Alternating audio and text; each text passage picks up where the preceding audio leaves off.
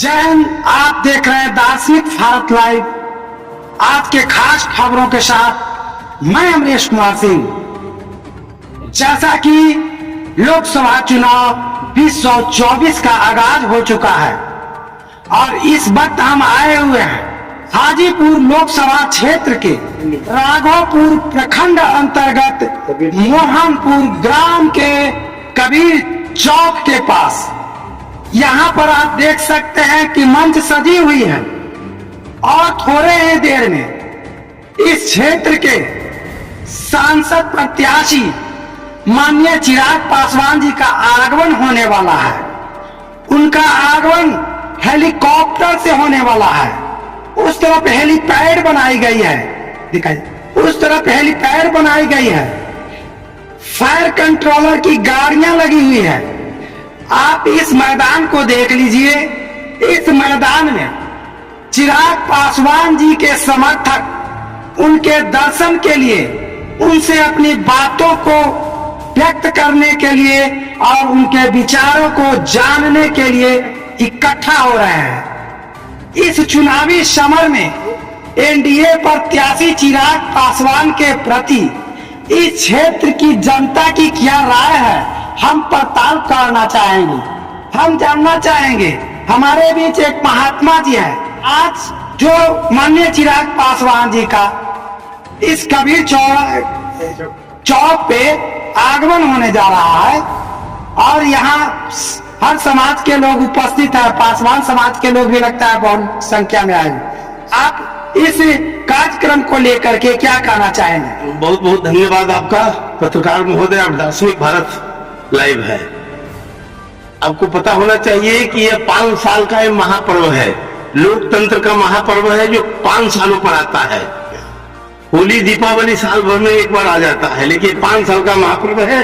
और ये जनता जनार्दन का बीच का एक मामला है कि जनता जनार्दन किस प्रकार नेता को चुनते हैं। देश की प्रधानमंत्री नरेंद्र भाई मोदी हैं, जो एनडीए में समर्थक या घटक दल जो होते हैं, नीतीश कुमार है और आपके बाद उपेंद्र कुशवाहा जी भी हैं, साथ में चिराग पासवान जी हैं। चिराग को आपको मैं पूर्व की कहानी बताना चाहता हूं कि यहां से माननीय राम विलास पासवान जी जब सांसद हुआ करते थे तो ये हाजीपुर में गिरीश बुक में नाम हुआ था।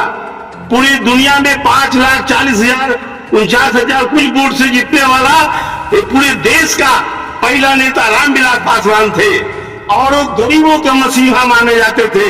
वो पासवान के ही नहीं थे, सभी जाति वर्ग धर्म के लोगों से उनका प्रेम प्यार था। मैं हमेशा साल में 10 बार हम दिल्ली जाते थे।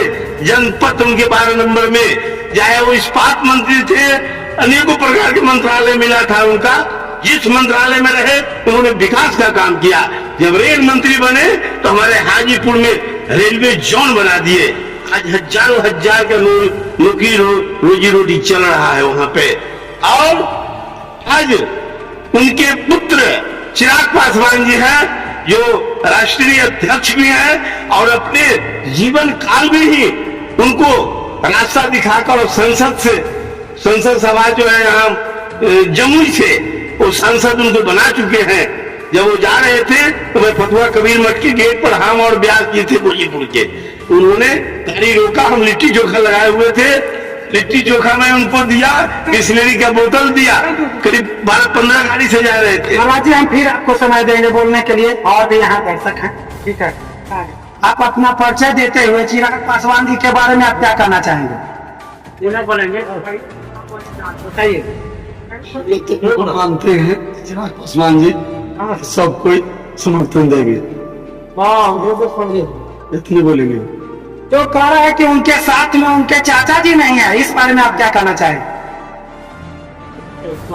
पशुपति जी की चर्चा में अब उनको बारे में तो वही कुछ नहीं बता। आप बोलिए, क्या बोलिएगा चाचा, क्या बोलिएगा? चिराग पासवान जी आने वाले हैं, क्या कहना चाहेंगे? चाचा जी के लेके आइए। चाचा जी के क्यों चाचा जी को लेके आएंगे चिराग? काहे नहीं आएंगे? उनको क्या बात का तकलीफ हो गया? क्या बात को तकलीफ हो गया? अगला बार में यही जिताए हैं, काहे छोड़ दिए? आने कहिए, यहाँ आने कहिए, कर जोड़ के जनता से वोट मांगे। आप क्या कहना चाहते हैं चाचा? चिराग पासवान जी आ रहे हैं। चिराग पासवान बारे में तो बोल सकते हैं, इनको तो वोट है ये। आप लोग सहयोग कर रहे हैं? हाँ सहयोग कर रहे हैं। महाराज जी, चर्चा हो रही है कुछ कि उनके चाचा जी उनके साथ में नहीं है, क्या कहना चाहेंगे? हाँ, अब चाचा जी नहीं है, उनको आना चाहिए था और चिराग जी को मना के लाना चाहिए। माननीय रामविलास पासवान जी थे, अपने जीवन काल में अपने भाई को साथ नहीं छोड़ा। रामचंद्र पासवान उनका भाई थे, जब गुजर गए थे तो बुकासी पाल के रोक रहे थे, मेरा सामने की बात है। भाई के अपने जीवन में नहीं छोड़े। तो मैं चिराग जी से भी, मैं आपके मीडिया माध्यम से मैं कहूंगा कि वो अपने चाचा जी को साथ लेके चले।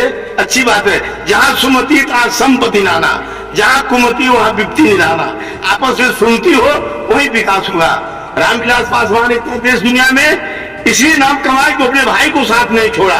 भगवान राम जो थे अपना चारों भाई के साथ नहीं छोड़े। रावण जो है छोड़ दिया भाई का तो उसका नाश हो गया।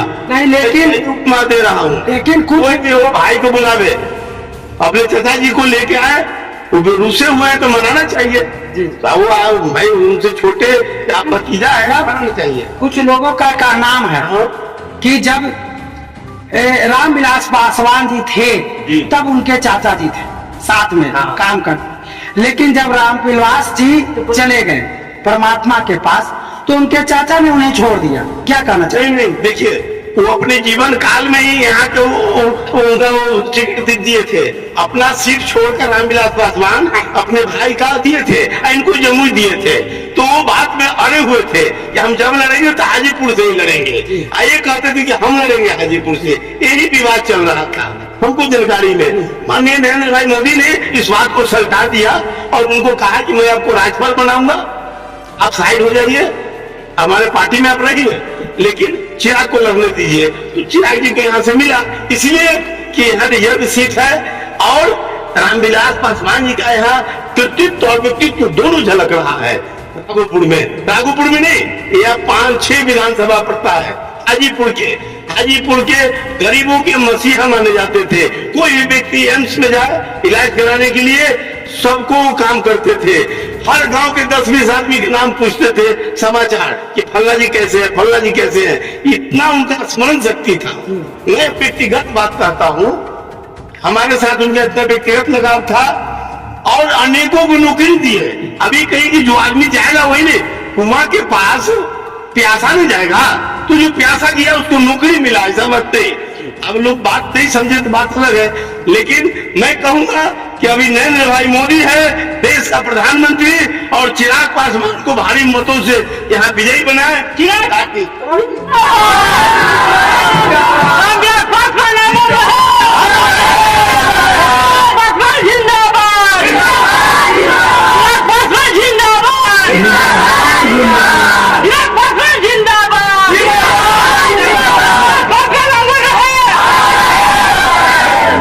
जैसा कि आपने देखा कबीर चौरा मोहनपुर में जहां चिराग पासवान जी के स्वागत में इस क्षेत्र की जनता आई हुई है और उनका मंच सजा हुआ है।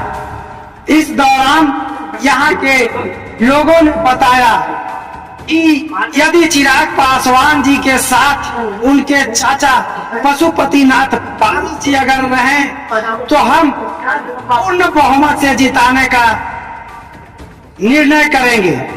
यहाँ देखना यह है कि चिराग पासवान जी इस समर में अपने चाचा को छोड़ करके निकल पड़े हैं और इस क्षेत्र की जनता उनको कितना सहयोग देती है। फिर इसी तरह से मिलते हैं अगले खबरों के साथ। जय हिंद, जय भारत।